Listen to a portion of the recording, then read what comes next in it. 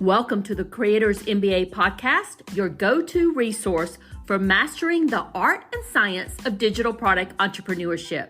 My name is Dr. Destiny Kopp, and I help business owners generate consistent revenue from their digital product business without the need to be glued to their desks, constantly live launching, or worrying about the social media algorithms. I hope you enjoy our episode today. And my special guest today is Laura Wright.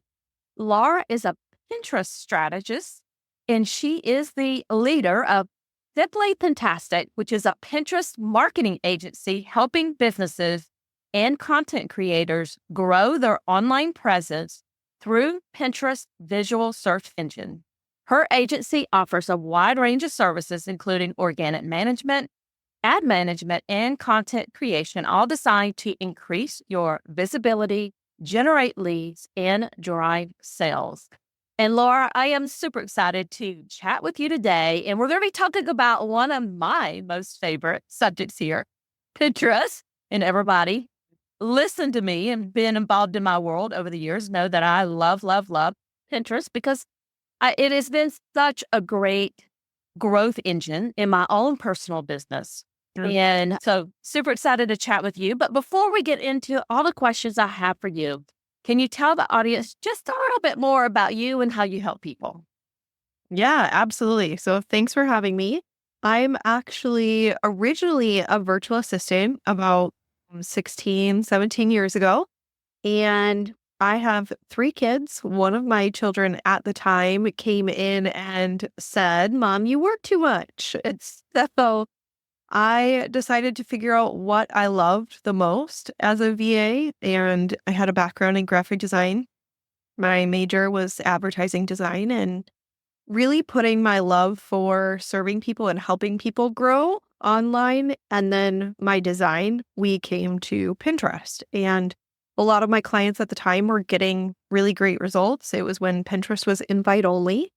And so I focused on that, and I've been doing it for 15 some years now. I love it. So walk us through for the people who are listening here, and it may be somebody who is, a digital product creator, or maybe they have like a handmade business where they want to promote and sell the creation that they're making. Can you walk us through why Pinterest? Yeah. Simply put, people on Pinterest are already problem aware, meaning they're interested in what they're searching for. So whether that is your digital product, whether that is a physical handmade product, whether that is a service that you are going to help them with, they're already going to the platform with the intent of finding a solution or purchasing a product.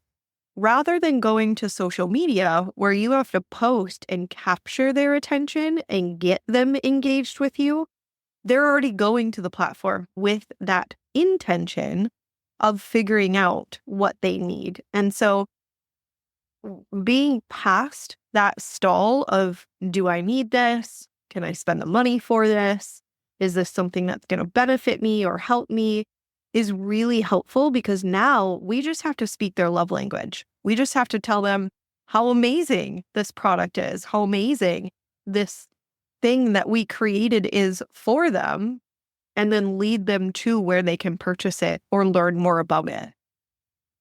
So you compared it to social media. So let's just get really granular here. The Instagram, because a lot of people listening to this may be using Instagram in their business. So walk us through how a user's intent would be different on Instagram versus Pinterest.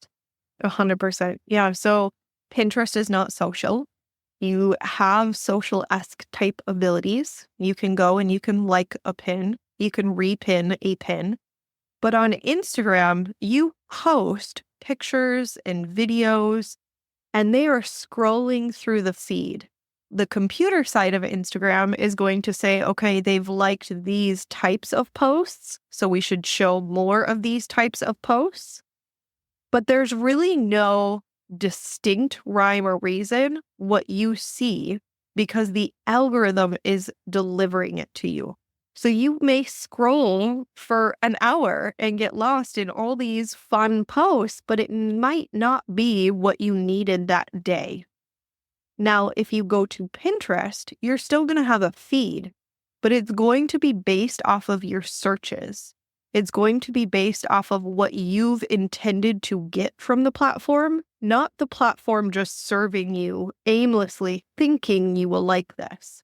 So you go to Pinterest, you type in a search, maybe you want crochet patterns, and you type that in. All of the content in the feed is now going to be served around that one purpose. And so you don't have to scroll for an hour to hope upon that one thing that you're really interested in right now today. So let's talk a little bit about the customer journey. So if we are wanting to attract the ideal customer into our business, how would we do that on Pinterest? Yeah. The easiest way to start is really going to the platform. You go onto Pinterest, you either on a mobile or a desktop device, you can go up to the little search bar at the top right, and you start typing in what you think are the phrases related to what you offer. So again, we could go down the crochet pattern. I am a sewer. I do quilting, right? So I could go down that way. I find a lot of patterns that way. Some are free, some are for sale by other individuals who have done really nice quilts with these patterns. And so if I go in and I type quilting pattern, then I'm going to be finding in that search bar other keywords before I hit enter that Pinterest is saying, okay, this is what you're looking for, and these are the top searches. We call that ABC search on Pinterest because it will give you maybe quilt pattern, quilt lists, quilt ideas, and each start of that is a different letter of the alphabet. But that's really telling us, like, okay, this is what people are interested in, and this is what I could use to put on my designs and my content as a phrase so that I know mine is shown when people are searching for this thing. Okay. So we're, finding those keywords, we're putting it in our pin. So we pin it. So what are we pinning to? Walk us through this journey. Are we pinning to product that we're selling? Are we pinning to a blog post or a podcast episode? Yeah. Walk us through that Sure. process. Yeah, for sure. So this, my love language, right, is talking about the overarching strategy of what you want to be doing. So a lot of people think you have to pin multiple times a day, like upwards of 50 pins per day. That's not true if you're just getting started. Start out with 1 pin a day, start out with 5 pins, whatever is going to be sustainable for you. And the reason I bring that up first is because what I teach in my coaching program is what are the 3 stages of marketing? We have awareness, consideration, and then we have purchase. So awareness is going to be YouTube videos, blog posts, and podcast episodes like this one, and other things that are going to help them like, know, and trust us. The consideration is going to be more the lines of give me something and I'll give you something in return. So you could have a email list newsletter that you're trying to grow. You could give them a PDF, right? Sometimes for quilters, if you give your email, they give you the pattern. Those are consideration type content because they're considering who you are, working with you, learning more about you. And then the purchase, self-said, right? They purchase from you. And so those could be sales pages. Those could be other affiliate links that you have, tons of other content around there. Now, knowing what I teach is put all of that into this content planner that I created so you have all your links readily available.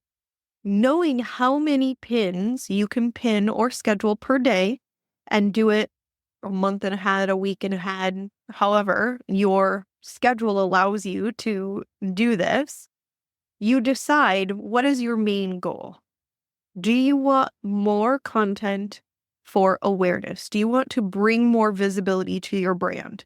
Do you right now know that your email leads convert to sales on the back end within a couple weeks? So you want to grow your newsletter or your email list.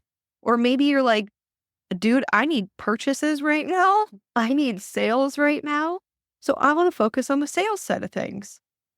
Then we look at that and say, if we can do, let's say 5 pins a day, right? And I want to focus on sales. I'm going to do a big chunk of those 5 pins linking to different sales links that I have. The actual product page, the collection. Maybe you're on Shopify and you can do a collection of different products. Whatever it is, it could be an FAQ page that talks more about your products or your services. So maybe I do 3 pins a day for that, and then 1 pin for awareness and 1 pin for a lead magnet. Now I have my structure of what I want to do. And you can change this week by week, month by month, quarter by quarter. It doesn't have to be stuck in stone, but really diving into what are your goals with the platform? What is the user's intent with the platform?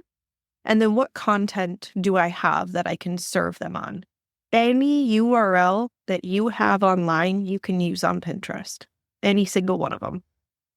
And so it's really just, where are you converting and what do you need more of?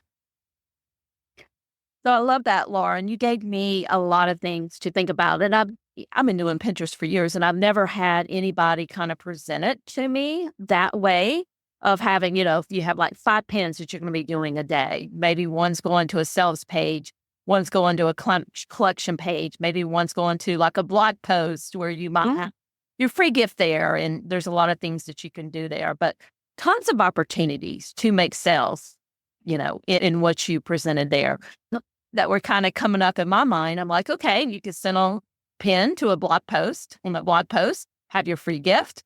On the back end of that free gift, have your tripwire, maybe an order bump and some upsells. And there you go. So you've taken them on that full customer journey. I love that. If somebody was like, I really want to get started in Pinterest, what are some simple ways that you would suggest that they started jumping on the platform? Yeah. The first thing that really is commonly overlooked is your profile. Even if you can't pin today, go and start doing your research on what are those key phrases and make sure you put them in your profile. That is really the biggest thing, because bringing in the awareness that you are on the platform with these keywords is going to help you, because it's really that foundation, just like house, right? You have to have that strong foundation so the house doesn't falter. You're going to have the same thing on Pinterest. So even if you go out and just start with keywords in your name, keywords in your bio, and then making sure that your boards are set up so that Pinterest understands who you want to serve to. And that kind of gets a little bit deeper into the strategy side of things, but just to kind of explain that real quick, I always talk to people about Pinterest is 2 people. Pinterest is the computer and Pinterest is the user. And so the computer needs to know how to serve your pins to the user correctly. You may be thinking lead magnet. Pinterest may be thinking in the computer side, email marketing. So making sure that your boards speak to Pinterest's computer algorithm so that your pins can speak to the user's intent. And so that is the biggest piece that people miss. They'll put fancy names in their profile and they'll be like, Laura Reich, amazing Pinterest person. But nobody's going to go look up amazing Pinterest person. Or maybe you're with an MLM or your own products, right? Nobody knows your product names yet when they are searching. It's like, think about, you're reaching the entire world. They don't all know who you are. And so making sure you have the keywords and the categories that will help you find the people to learn who you are in every place of that. And Pinterest also allows you to figure out what those categories are for the computer side of things. If you go to pinterest.com/ideas, they give you the list of them. So it's really easy to start going down that direction and figuring that out. But that is the biggest thing that people miss is the computer side before we speak the love language of the user side. Okay, that was a lot of great information, and you're making me want to go look at my profile, make sure I have everything correct. And so I'll switch gears just a little bit. I want to talk about more e-commerce strategies because some of the people listening, they might either have a digital product that's on a Shopify store, or maybe they have some handmade creation that they want to sell. What would you suggest to them? The biggest thing that I can suggest is do not focus on just putting your gorgeous product photos on Pinterest. Pinterest at its core is a visual search platform. So if you just put your image on there, as gorgeous as it may be, Pinterest is going to search that visually. We want to make sure that we focus on terms and sentences and words. And so you don't always have to do a product image to sell a product. If you made this gorgeous knit hat, you could talk to a trend about clothing attire in the winter. You don't have to show the knit hat product saying knit hat. If you say clothing attire for winter and then lead back to your knit hat, that's still a perfect alignment with what you're trying to accomplish. So please get a little bit creative with your pins and don't think that it has to just be product photos. You could do a text-only based image and use that to lead back to the products as well. Yeah. What about somebody who might have a digital product to sell? What are your suggestions on should they send that pin to a blog post where they talk about it, or can they send it directly like to a link on the Shopify store? What are your recommendations there? Yeah, so everywhere that you can put it, link to it. So the nice thing about Pinterest is you can create one title different ways in an image. So I could have a purple image, a blue image, and a green image. They all say digital product A. Let's just leave it at that to keep it simple. And maybe the blue image leads to the blog post, which needs to make sure we have a way to purchase from that blog post. And then maybe the green image leads directly to the sales page on Shopify. And then maybe the purple image leads to an FAQ, which has, or a collection on your Shopify, right? That has multiple similar products. That link is different for every single one. If you can link to multiple places for that one digital product, you're going to be better off. So if you can blog post, podcast, you were talking earlier too about the funnel plan, right? So they sign up for the lead magnet and then the tripwire is a product. Maybe it's on the tripwire for a sale. So you also link to the lead magnet. If you can link multiple times for that one digital product, you're going to get more from it. So don't just think you have to go pin to sales page or pin to blog post. Wherever you talk about that product, you can use a very similar title, different design, different link. I love all the tips that you have given us here today. Before we hang up, can you let folks know, Laura, where they can find you? I know you have a free gift for them too. And then I want to ask you a little bit about this cohort program that you have coming up in January. So you can find me online at simplypintastic.com. You can find me at laurareich.com or anywhere online, Laura Reich. In this specific episode, we do have a free PDF for you to be able to help you really nail down those Pinterest boards that I was talking about earlier, to make sure that they are talking to not only the user, but the computer side of things, and help you kind of avoid the common pitfalls of naming them incorrectly so that Pinterest doesn't know who they're supposed to be showing your content to. So that will be in here, and that will really help supercharge lead generation and sales on that side of things. So definitely be sure to check that out. And I will make sure that all of those links, Laura, are in the show notes. And tell us a little bit about this cohort program. I know you have something coming up in January for beginners. Yeah, absolutely. So I do a group coaching cohort. I bring in 10 people. We are opening the doors again in January. We only open it 3 times a year. And what we do is we actually go through everything foundationally to help you out. So we will focus on what does your profile need to look like? We will focus on what are the keywords that you need to use and know to be able to get the leads and sales you want. What do the pin designs need to look like?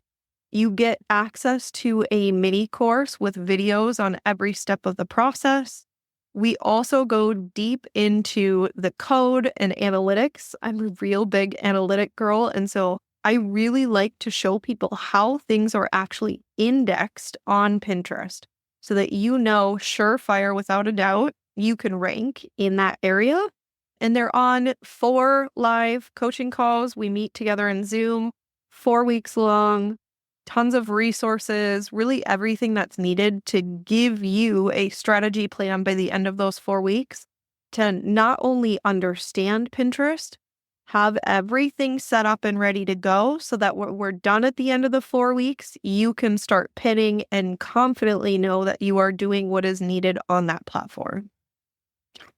So, Laura, thank you so much for joining me today and sharing all your wonderful Pinterest knowledge with us. Yeah, thank you so much for having me. Thanks for listening all the way to the end. I hope you enjoyed this episode today.